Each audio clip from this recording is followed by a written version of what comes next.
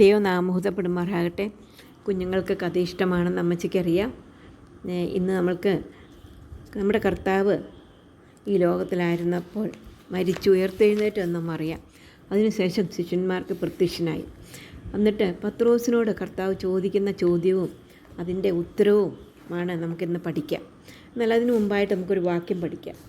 യോഹന്നാൻ എഴുതിയ സുവിശേഷം 21-ാം അധ്യായത്തിൻ്റെ 17-ാം വാക്യം. മൂന്നാമത് അവനോട്, യോഹന്നാൻ്റെ മകനായ ശീമോനെ, നിനക്ക് എന്നോട് പ്രിയമുണ്ടോ എന്ന് ചോദിച്ചു. എന്നോട് പ്രിയമുണ്ടോ എന്ന് മൂന്നാമതും ചോദിക്കിയാൽ പത്രോസ് ദുഃഖിച്ചു. കർത്താവേ, നീ സകലവും അറിയുന്നു, എനിക്ക് നിന്നോട് പ്രിയമുണ്ട് എന്നും നീ അറിയുന്നു എന്നവനോട് പറഞ്ഞു. യേശു അവനോട്, എൻ്റെ ആടുകളെ മേയ്ക്കാം. നമുക്ക് ഈസി ആയിട്ടുള്ളത് പഠിക്കാൻ ഈസിയാണ്. കർത്താവ് യോഹന്നാനോട് ചോദിക്കുന്നത് യോഹന്നാൻ്റെ വിഷമിച്ച് ഉള്ള ഉത്തരവുമാണ്. പിന്നെ കർത്താവ് ശീമോനോട് ചോദിക്കുന്നു, ശീമോന് കൊടുക്കുന്ന ഉത്തരവുമാണ് ഇവിടെ നമുക്ക് പഠിക്കാനായിട്ട് സാധിക്കുന്നത്. അപ്പോൾ നമുക്ക് ഈ വാക്യം ഈസി ആയിട്ട് പഠിക്കാം. അപ്പോൾ ഒന്നും കൂടെ നമുക്ക് ആ വാക്യം ഒന്ന് പഠിക്കാം. യോഹന്നാൻ്റെ എഴുതിയ സുവിശേഷം 21-ന്റെ 17-ാം വാക്യം. മൂന്നാമതും അവനോട്, യോഹന്നാൻ്റെ മകനായ ശീമോനെ, നിനക്ക് എന്നോട് പ്രിയമുണ്ടോ എന്ന് ചോദിച്ചു. എന്നോട് പ്രിയമുണ്ടോ എന്ന് മൂന്നാമതും ചോദിക്കൽ പത്രോസ് ദുഃഖിച്ചു. കർത്താവെ, നീ സകലവും അറിയുന്നു, എനിക്ക് നിന്നോട് പ്രിയമുണ്ട് എന്ന് നീ അറിയുന്നു എന്ന് അവനോട് പറഞ്ഞു. യേശു അവനോട്, എൻ്റെ ആടുകളെ മേയ്ക്കാം. തിബിരിയോസ് കടൽക്കരയിലെ കർത്താവ് ശിഷ്യന്മാർക്ക് പ്രത്യക്ഷനായി. ശിഷ്യന്മാർ മീൻ പിടിക്കുവാനായിട്ട് പോയി. എന്നാൽ ഒരു മീനും കിട്ടാതെ അവർ കരയ്ക്കെത്തി. അവർ കരയ്ക്കിറങ്ങിയപ്പോൾ അവർ കണ്ടത് തീക്കനലും അതിന്മേൽ മീൻ വെച്ചിരിക്കുന്നതും അപ്പവുമാണ്. അവർക്ക് കർത്താവ് പ്രാതൽ ഒരുക്കി. അവർ ഒന്നിച്ച് പ്രാതൽ കഴിച്ച ശേഷം യേശു ശീമോൻ പത്രോസിനോട് ചോദിച്ചു, യോഹന്നാൻ്റെ മകനായ ശീമോനെ, നീ ഇവരിലധികമായി എന്നെ സ്നേഹിക്കുന്നു? ശീമോൻ പത്രോസ് പറഞ്ഞു, ഉവ്വ കർത്താവേ, എന്ന് എനിക്ക് അങ്ങയോട് സ്നേഹമുണ്ട് എന്ന് പറഞ്ഞു. കർത്താവ് അവനോട് പറഞ്ഞു, എൻ്റെ ആടുകളെ മേയ്ക്കാം. രണ്ടാമത് അവനോട് ചോദിച്ചു, യോഹന്നാൻ്റെ മകനായ ശീമോനെ, നീ എന്നെ സ്നേഹിക്കുന്നു എന്ന് ചോദിച്ചു. അതിനവൻ, ഉവ്വ കർത്താവേ എന്ന് പറഞ്ഞു.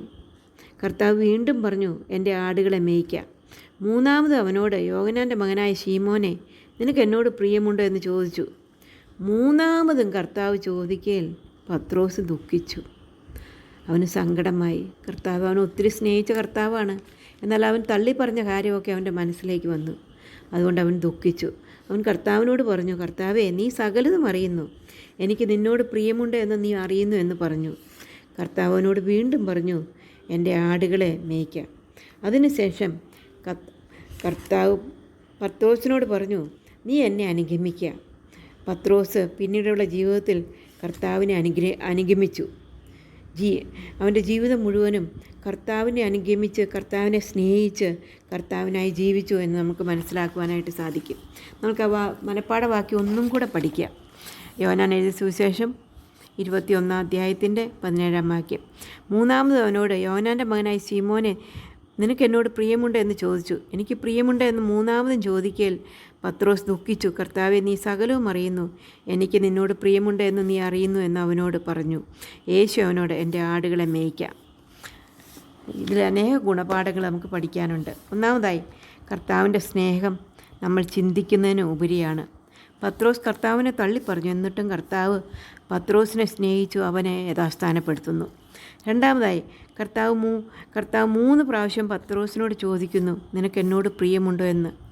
ഇന്ന് കർത്താവ് നമ്മോടും ചോദിക്കുന്നു, നാം കർത്താവിനെ സ്നേഹിക്കുന്നു എന്നോ. നമ്മൾക്ക് കർത്താവിനെ സ്നേഹിക്കാം. മൂന്നാമതായി, കർത്താവിനെ സ്നേഹിക്കുന്നവന് കർത്താവ് ചുമതല കൊടുക്കുന്നു. ആ ചുമതലകൾ നാം ചെയ്യുന്നവരാണോ? കർത്താവ് പത്രോസിനോട് പറഞ്ഞു, എൻ്റെ ആടുകളെ പാലിക്കുക. പത്രോസ് ആ ചുമതല ചെയ്തതായിട്ട് നമുക്ക് കാണാം. നാലാമതായി, കർത്താവ് നമ്മെ മുഴുവനായിട്ട് അറിയുന്നു. അതുകൊണ്ട് സന്തോഷത്തോടും ഭയത്തോടും കൂടെ ജീവിക്കാൻ സാധിക്കും. പത്രോസ് കർത്താവിനോട് പറഞ്ഞു, അങ്ങ് സകലതും അറിയുന്നു. അഞ്ചാമതായിട്ട്, പത്രോസ് തൻ്റെ ജീവിതം കർത്താവിന് സമർപ്പിച്ചു. അതുകൊണ്ട് പത്രോസിൽ കൂടെ ദൈവം അത്ഭുത കാര്യങ്ങൾ ചെയ്തു. നാം നമ്മുടെ ജീവിതം പൂർണ്ണമായി കർത്താവിനായി സമർപ്പിച്ചാൽ നമ്മിൽ കൂടെ കർത്താവിൻ്റെ നാമം മഹത്വപ്പെടുത്തുവാനിടയാകും. നമുക്ക് പ്രാർത്ഥിക്കാം. സ്നേഹവാനായ ദൈവമേ, ഈ നല്ല സമയത്തിനായിട്ട് സ്തോത്രം. കർത്താവെ, ഞങ്ങളെ ഏൽപ്പിച്ചിരിക്കുന്ന വിശ്വസ്തയോട് ചെയ്യുവാൻ ഞങ്ങളെ സഹായിക്കണം. പത്രോസിൻ്റെ ജീവിതത്തിൽ അവൻ തെറ്റിപ്പോയി, എന്നാൽ കർത്താവ് അവനെ നീ യഥാസ്ഥാനത്താക്കുന്നു. കർത്താവെ, അവനെ അങ്ങ് സ്നേഹിക്കുന്നു. ഞങ്ങളെ സ്നേഹിക്കുന്ന കർത്താവ്, ഞങ്ങളും പാപത്തിൽ വീണു പോകുമ്പോൾ ഞങ്ങളെ ഉപേക്ഷിക്കാതെ വീണ്ടും സ്നേഹിക്കുന്ന കർത്താവിനായിട്ട് ഞങ്ങൾ നന്ദിയുള്ള ഹൃദയത്തോടെ സ്തുതിക്കുന്നു. ഞങ്ങൾക്ക് തന്നതായിട്ടുള്ള ചുമതലകൾ കർത്താവ് വിശ്വസ്തയോട് ചെയ്യുവാൻ ഞങ്ങളെ സഹായിക്കണമേ.